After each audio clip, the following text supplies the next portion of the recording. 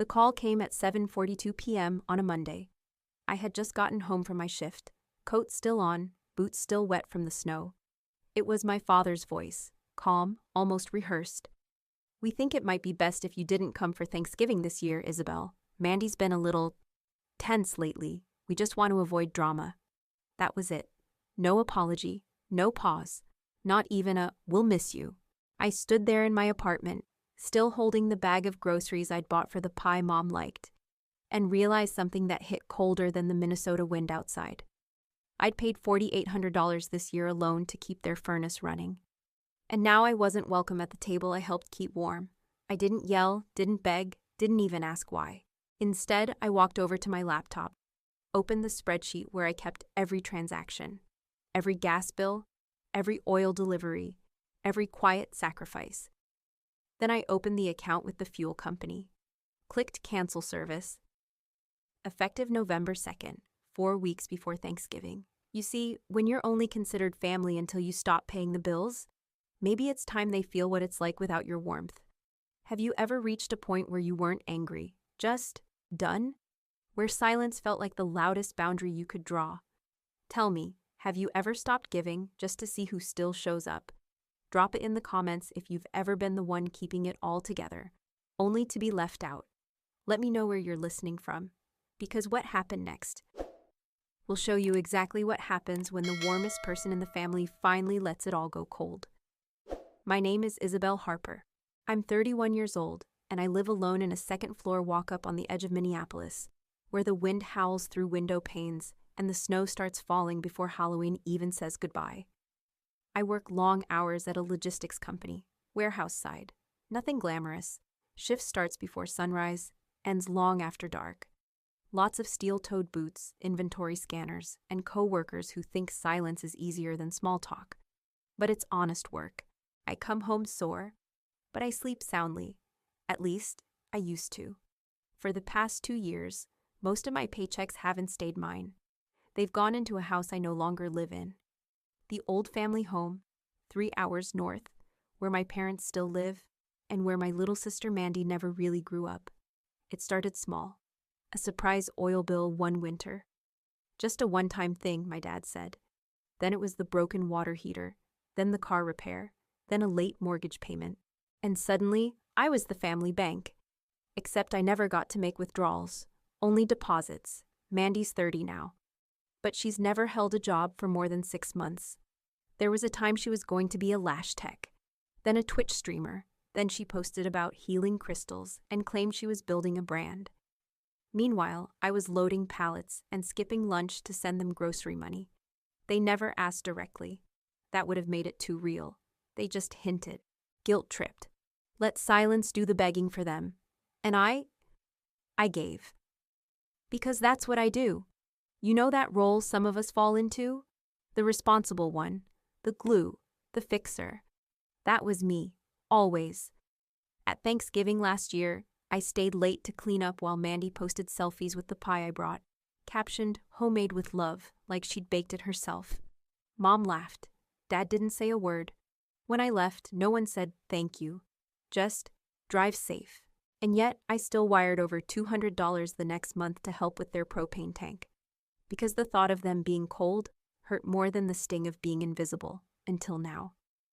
Now, I was no longer invited. Not even for a day that's supposed to be about family. And I realized, maybe they'd only ever loved what I gave, not who I was. And that kind of love, that's not love at all. The morning after I canceled the oil service, I woke up with a strange ache in my chest. Not guilt, not quite, just a weight, like I was holding my breath through a decision I knew I couldn't take back. I checked my email. Confirmation from Northwoods Heating and Fuel. Cancellation confirmed. Final delivery will not be scheduled. The date stuck in my mind, November 2nd. That gave them 4 full weeks before Thanksgiving. Enough time to figure something out. To realize I wasn't just an unlimited resource disguised as a daughter. The first few days were quiet. Quieter than I expected. No calls, no texts. No, "Are you okay?" No, "Why haven't you sent the usual?" By day 4, the snow had started falling. Heavy, wet flakes that clung to branches and power lines. I stood by my apartment window and watched kids downstairs build a crooked snowman, wondering how cold it was getting back home, wondering if the heat had kicked in, wondering if they'd even noticed. On day 5, I got the first text from Mom. "Hey, is there something wrong with the furnace? It's not warming up the house right." I didn't reply. Day 6. A message from Mandy. "This house is freezing. Pretty sure you screwed something up with the bills. No, hi. No, hope you're okay. Just blame." Day 7. A voicemail from Dad. "Look, if you were upset about not coming for Thanksgiving, you should have said something. But cutting off the heat? That's going too far. This isn't about money, this is about family." I played the voicemail twice, just to be sure I heard it right. This isn't about money. Except it had always been about money. They just never wanted to admit it. That night, I made a simple dinner, sweet potato soup and buttered toast, lit a candle, pulled a fleece blanket over my lap, and scrolled back through every transfer I'd made in the last 2 years. Over $6,000, all given quietly, all without thanks. All while Mandy posted spa days and crystal bundles on Instagram with captions like, "Cleanse your energy, protect your peace. Protect your peace." What a concept. I turned off my phone, pulled my hoodie tighter, and whispered to myself, "This is what protecting my peace looks like." The next morning, I got a call from Northwoods Fuel. "Hi, Ms. Harper. Someone called from your parents' number trying to confirm a delivery. We told them the account was inactive. Just wanted to check in." I thanked them and hung up. They were scrambling. The silence had cracked. The frost was setting in. And for once, I didn't feel the urge to fix it. Only to watch and wait. November in Minnesota is not kind. The temperature dropped faster than usual that year, and the wind carried a kind of sharpness that made your bones feel brittle by sunrise. I stayed wrapped in my routine: wake, work, soup, sleep. But the stillness around me was louder than ever. Not chaotic like before, not needy like the texts and phone calls. Just present. And it made me realize something. Peace isn't always comfortable. Sometimes it's just quiet enough for you to finally hear your own voice again. On November 12th, 10 days after the cutoff, I got a message from my mom. "Isabelle, your father's cough is getting worse. Mandy's been sleeping in her coat. Please, we don't know what to do. No apology, no accountability, just need. Always need." Later that night, Mandy posted a story on Instagram. A photo of her bundled in 3 hoodies, captioned, "Some people would rather watch you freeze than admit they're wrong." Family drama. Oh, thanks for nothing. I didn't reply. I didn't even flinch. Because I remembered something. Last Thanksgiving, when I asked Mandy to help clean up, she laughed and said, "That's kind of your thing, right? Being useful?" That line had lived rent-free in my chest for a year, and now I'd finally evicted it. That weekend, the first snowstorm hit. Heavy, relentless. Minneapolis turned into a silent tundra overnight. I watched it swirl outside my apartment window while sipping ginger tea and reading a book I'd been trying to finish for months. I lit a candle, pulled on my thickest socks, and sank into the quiet. By Monday, another message came. This time from my father. "If you still think you're part of this family, this is when you prove it." And I just sat there, staring at that sentence. If you still think you're part of this family. As if my value was on trial. As if I needed to prove I belonged to the very people who kept pushing me to the edge every time I didn't say yes fast enough. I closed the message. Didn't respond. Instead, I picked up the novel I'd been reading. One of those quiet literary dramas where nothing really happens, but everything changes. The first line of the chapter read, "You can't warm a house that sees you as the cold." I laughed. Out loud. For once, it didn't hurt. It didn't sting. It just sounded like truth. And that night, I wrote something in my journal that I hadn't let myself believe until then. Sometimes the kindest thing you can do for a family that refuses to grow is leave them to the winter they made for themselves. I closed the journal, turned off the lights, and slept without shivering, because the cold was no longer mine to carry. The days leading up to Thanksgiving passed with a strange kind of tension. Not the kind that screams, but the kind that hums beneath your skin like a low-grade fever. November 23rd, 2 days before the holiday. I got another message from Dad. We've always counted on you. If you still care, now's the time to act. It wasn't a request. It was a test. A loyalty check wrapped in guilt. A final push to see if I'd fall back into my role. The dependable daughter, the silent giver, the walking thermostat. But this time, I didn't budge. Instead, I opened my fridge and took out the groceries I'd bought. Not for a family feast, but for a quiet meal of my own. Root vegetables, crusty bread, celery for soup, and a single bottle of white wine. My holiday would not be grand, but it would be mine. That night, I walked to the library. The sidewalks were glazed with ice, and every breath curled from my mouth like smoke. I passed houses glowing with yellow light, silhouettes of laughter and casseroles inside. And for the first time in years, I didn't feel like I was missing out. I felt untouched, unburdened. I returned home to my warm apartment, put the groceries away, and curled up with a book and a blanket, while the snow pressed against the windows like a memory trying to get back in. Thanksgiving morning arrived quiet and white. The city was silent, muted by snowfall. No honking cars, no distant leaf blowers, just the sound of winter breathing. I made coffee, toast, soft scrambled eggs, no turkey, no stuffing. No Mandy making a mess in the kitchen while I cleaned behind her. I didn't miss it. Instead, I pulled out my journal and wrote, "Peace isn't the absence of people, it's the absence of pretending." Around noon, the doorbell rang. I froze. Not out of fear, but out of curiosity. I hadn't told anyone where I lived, except Haley, my cousin. And Haley would have texted first. I peeked through the peephole. My father, wearing a brown winter coat with a scarf I'd knit him 2 years ago. Snow clung to his boots, and his breath fogged the glass. I opened the door, just enough to see his eyes. Not angry, not warm, just tired. We stood in silence for a beat. Then he said, "You cut the heat." I shook my head. "I just stopped paying for it." His jaw tightened. "You're punishing us." "No," I said. "I'm letting you experience the temperature I've lived in for years." He looked past me, into the apartment. At the soft light, the books, the warmth. It was everything their house hadn't been in weeks. He didn't say anything for a while. Then finally, "Mandy's been sick. Your mother too." I nodded. "I'm sorry to hear that. I really am. But you won't help?" "I did help," I said quietly. "For years. And it didn't matter. Not until I stopped." His shoulders slumped. And for the first time in a long time, he looked older than I remembered. "Isabelle," he said, "this isn't how families work." I took a breath. "No, this isn't how love works. Love doesn't demand. It doesn't forget. And it doesn't call you family only when the heat runs out." He looked down at the floor, then back at me. "I don't know what to say." "You don't have to say anything," I said.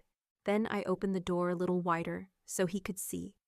See the warmth, see the peace, see what it looked like when I gave all that to myself. He turned without a word, walked back down the icy steps, and disappeared into the flurries. I closed the door, locked it, not out of anger, but out of grace. And when I sat down with my bowl of soup, steam curling upward like quiet forgiveness, I didn't feel cold. Not anymore. Because for the first time in my life, I wasn't chasing warmth. I was it. The week after Thanksgiving was colder than expected. Temperature dropped to the low teens. Minneapolis braced for another snowstorm, and I wrapped myself in fleece and quiet. There were no new messages, not from Dad, not from Mom, not even a passive-aggressive emoji from Mandy. Just silence, the kind that used to frighten me. Now it felt like a border. A line I had drawn and dared them not to cross. Then, on a sleepy Thursday morning, I got a message from Haley, my cousin, the only one in the family who never made me feel like a debit card in sneakers. "Heads up. Thought you'd want to know? Mandy moved out. She's crashing on her ex's couch. Your mom's been staying in a motel, caught a respiratory infection. Your dad sold Grandpa's watch collection to cover an emergency fill from a new oil company." I stared at the screen. A mix of things stirred inside me: regret, relief, sorrow, stillness. Not because they were suffering, but because they were finally feeling the weight I'd carried alone for years. "You okay?" Haley added. "You don't have to reply, just proud of you." I smiled. typed back a single line. I'm okay. Really. That night, I made a pot of lentil stew, lit a pine-scented candle, and watched the snow blur the world outside. For the first time in years, I felt no obligation to leave my home, no pressure to fix someone else's mess. The storm could howl, the ice could thicken, but in here, I was warm, steady, and untouchable. 3 days later, Mandy posted a video. Tears on her cheeks, filter on her face, rambling about toxic family patterns, and how she'd been abandoned during the hardest time of her life. The comments poured in. People offering sympathy, strangers calling her brave. I didn't respond. Didn't feel the need to defend myself. Because when you've told the truth quietly for years, you don't need to shout when people finally start listening. Haley sent me the video, then another message. She's spinning the story, wants people to think she's the victim. I replied, let her, I'm not in that story anymore. The next day, I passed by a local bookstore. They had a display. New year, new starts. I bought a novel about a woman who leaves everything, her job, her family, her past, and moves to a cabin where she finally starts living for herself. I read it in 2 sittings, heart beating with every page, as if someone had ghostwritten my silence. When I finished the last chapter, I set the book on the windowsill and looked out at the December sky. It was still snowing, but for once, I didn't feel buried beneath it. I felt rooted, like maybe this wasn't just the fallout, maybe it was the beginning of a life where I wasn't someone's solution, just someone. And that was enough. December drifted by like a quiet snow globe, slow, still, beautiful in its silence. The cold no longer felt hostile, it felt earned. I returned to my routines, early shifts, evenings with soup and jazz and books that didn't ask anything from me. No more unexpected Venmo requests, no cryptic messages from my father, no guilt bombs disguised as just checking in. It was as if they'd finally understood, or maybe just accepted, that the well had run dry. Until one Thursday afternoon, a knock on the door broke the rhythm. It was soft, tentative, almost hesitant. When I looked through the peephole, my heart skipped. My mother. She was bundled in an old wool coat I hadn't seen in years, scarf frayed at the edges, boots crusted with snow. She looked older than I remembered, or maybe I was just seeing her clearly for the first time. I opened the door halfway. She didn't smile, didn't cry. She just held up a thermos with 2 hands and said, "It's peppermint tea. I thought maybe you'd like some." I didn't move, didn't invite her in, but I didn't shut the door either. We stood like that. 2 women separated by 3 feet and 10 years of imbalance. Then she spoke. "I came to say I'm sorry. Not for the cold, or the messages, or the Thanksgiving. I'm sorry for the way we leaned on you and never asked if it was too much." My throat tightened. Not with emotion, but with decades of unspoken need. She went on. "You were never just strong. You were exhausted. And we called it strength because it made it easier for us." I didn't cry, but something inside me softened. Not trust, not forgiveness, just space. Then she added, "I'm not here to make it right. I know it's too late for that. I just wanted you to know. You mattered, even when we didn't show it." She didn't ask to come inside. She didn't ask me to come home, and that was the first sign she might be changing. I nodded, took the thermos, held it between my palms like a fragile truth. Then I said, "I'm not angry anymore, but I'm not the glue, not anymore." She smiled, sad and small. "I know." And then she walked back into the snow. I watched her disappear down the block, one careful step at a time. I closed the door slowly, set the tea on the counter, and sank into the quiet like it was a warm blanket. That night, I turned on the fireplace app on my TV, made toast, listened to Ella Fitzgerald on low volume, and realized I had broken the cycle, without screaming, without proving anything. I had simply stopped showing up for people who only knew how to knock when they were cold. And for the first time in my life, that didn't feel like abandonment. It felt like healing. Because sometimes, the final boundary isn't closing the door. It's knowing you never needed to open it in the first place. What do you think about Isabelle's story? Have you ever been the one holding everyone together until the weight finally made you let go? Because this wasn't just about cutting off the heat. It was about realizing that love, when unreciprocated, can become a quiet kind of prison. And sometimes, the warmest thing you can do is step away from those who only feel your value when you stop giving. Isabelle didn't walk away to punish them. She walked away to protect herself, to finally stop proving her worth to people who only praised her when she was useful. And maybe you've been there too. The dependable one, the silent giver, the invisible glue. If you've ever had to pull back just to breathe again, just to be able to hear your own thoughts without guilt, then you know what this story really means. It means choosing peace over performance. It means choosing yourself, even when they say it's selfish. So tell me, have you ever had to set a boundary that made people angry but saved your spirit?